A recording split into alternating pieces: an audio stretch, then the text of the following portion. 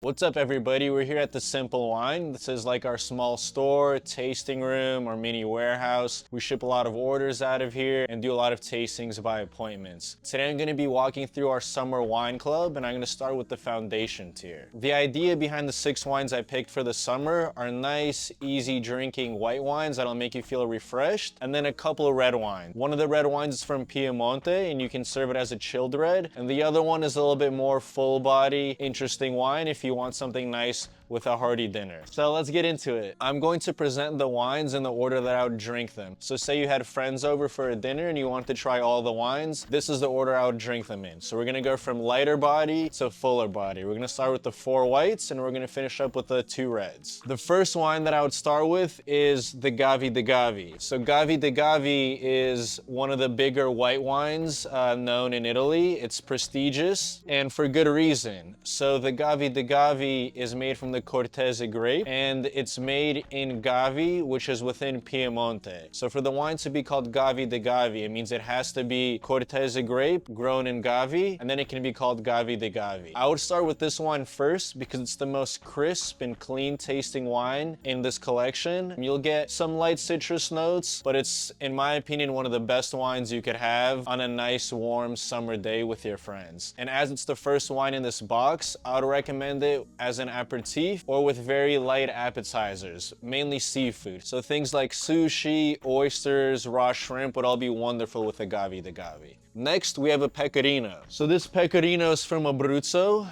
Pecorino is the grape. I know there's also a very popular cheese called Pecorino, but there's also a grape called Pecorino. This one is from Abruzzo. Abruzzo is around central Italy. I'll drink this wine second because it's a little bit more full than the Gavi. It's still a light wine. Compared to like a Pinot Grigio, it'd also be a little bit more fuller than that. The Pecorino is also a wonderful wine to enjoy on a hot summer day. It'll be a little bit more citrusy than the Gavi, a little bit more full body, and maybe you can eat it with like the first course. Things like some salads, maybe a very light chicken, things like that. The next wine we have is the Bliss Blanc Chardonnay. This Chardonnay is made in Piemonte, and on our website you'll see that it's called Chablis style. It's not from Chablis, it's from Piemonte, Italy, but that's a little descriptor we put because of the style of this wine. So Chablis wines from Northwest Burgundy are more mineral driven compared to what people might expect from California Chardonnay, which tend to be like big, buttery, and very oaky.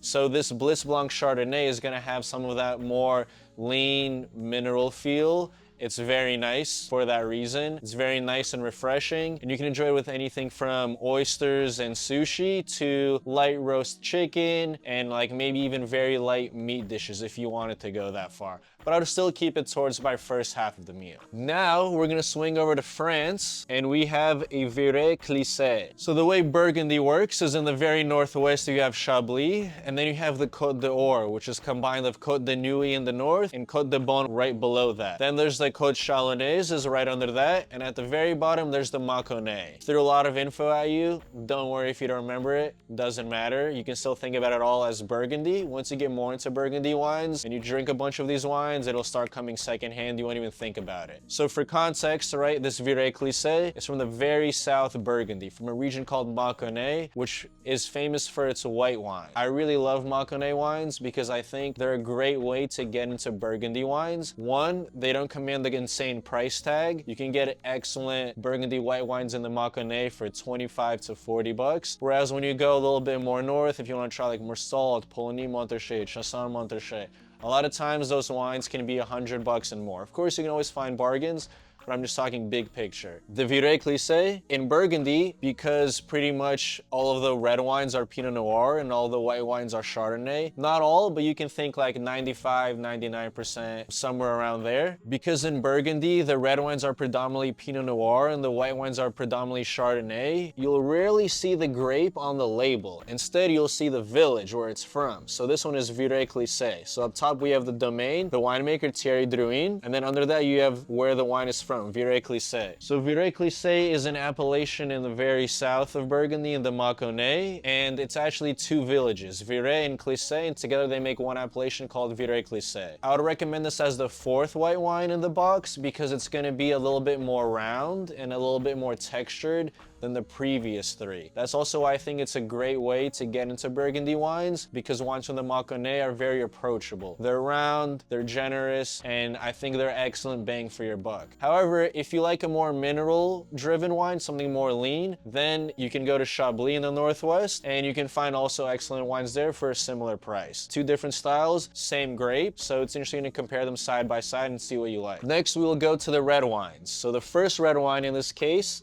is a Dogliani. So Dogliani is a village in Piemonte, and for this wine they use the grape Dolcetto. This is a nice, easy drinking red wine. If you would like in the summer, you can totally chill this wine. It's gonna be great chilled. It's a very friendly and generous wine. You can expect notes of like dark fruit, maybe some dark cherry. It's a crowd pleaser, and now you can enjoy this with like the entree. Like meats, pretty much anything that you'd eat for an entree would be great with this Dogliani. If you enjoy the Dogliani from this winemaker, Bonardi, they're a great small producer in Piemonte, which means if you like their Dogliani, then you can try their Barbaresco, which of course is different grape, it's Nebbiolo, and then you can also try their Barolo. So a lot of times if I find one winemaker and I really like one of the wines I sample, I tend to enjoy all the other wines they make too. So the Dogliani can give you kind of the entry into Bonardi's wines, and then you can climb up from there and you can try different things like the Barbaresco and Barolo. And of course they also make Nebbiolo regular, not like Barolo and Barbaresco price tag, but it's still all excellently priced wines. Now for the last wine, I'm gonna do a Merlot. The 6th bottle in this wine club case, it's Redmont Merlot. Maybe you've seen the movie Sideways. There's a famous scene where I think it's Paul Giamatti is the actor, and he's like, I'm not drinking that fucking Merlot. That line kind of blew up in a bad way. Merlot for US consumers. It's just a funny line in a movie, pay no attention to it. Merlot makes some of the best wines in the world, including one of the most prestigious wines in the world. Petrus in Bordeaux is made from Merlot. And for that reason, I wanted to include a Merlot because I think it's an excellent grape,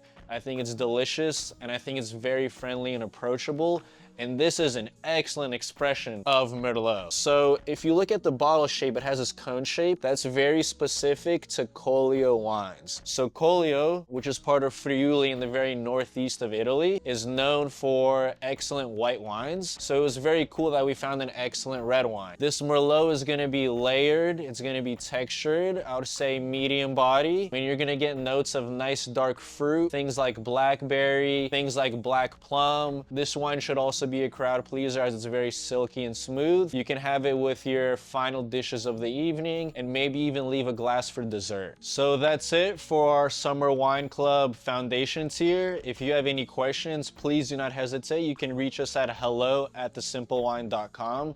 It's my pleasure to discuss wines. Don't be shy. Any questions you may have, I read every email. I also like to keep these wine club unboxing and videos more like friend to friend. So if there's anything I missed or anything you'd like to know, let me know. Again, I like to keep them more casual, like I'm discussing with friends. I don't like to get too technical. I don't want to be a wine snob. I just talk about the wines, how I feel, and what I like about them. So thanks for being here. If you want to sign up, it'd be a pleasure to have you.